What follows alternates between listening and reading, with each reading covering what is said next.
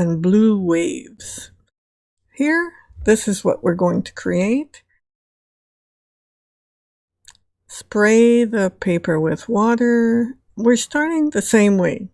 We're going to just deposit blobs really of color and let them flow together and see what we get.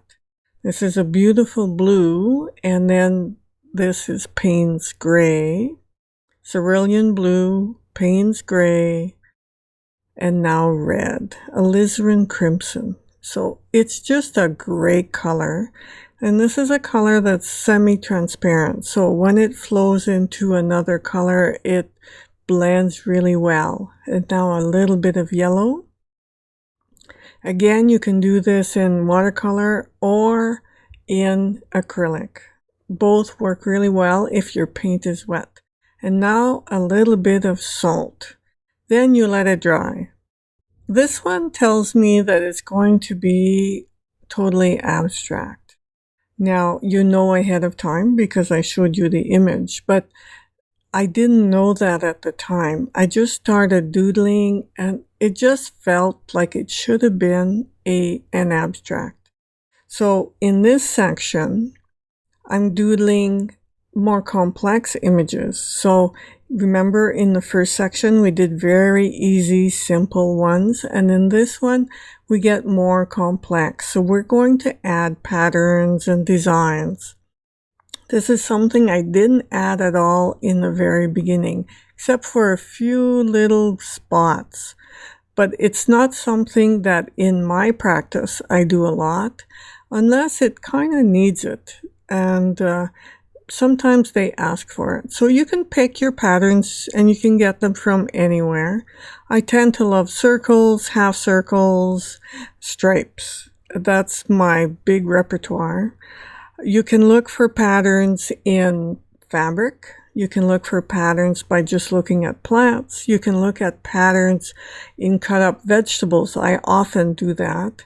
I look for patterns in just about anything. If you look up close, you see patterns in just about anything.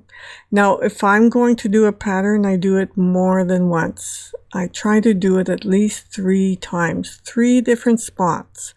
One large, one medium, one small. And this is a design element that I learned a long time ago that works really well. It creates a balance in your painting or your drawing, and it really helps to repeat elements. And this repetition, it's just one of those things. So 3, 5, 7, 9 times, depending on the size of your painting.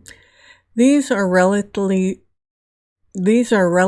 small doodles, so you don't have a lot of room to repeat pattern. And again, I love to add paint after. You've probably noticed that.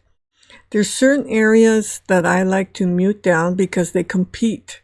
They don't add to the painting, so I dull them down. So this is what I'm doing. I'm dulling down some areas that don't really work in the painting and making them softer. Because in this, I'm following the principles of design. What I'm doing is I'm looking for one focal point. I'm looking for areas that your eyes rest, and I'm looking for busy spots. So now it's your turn. Create something more complex, and we'll see you in the next section.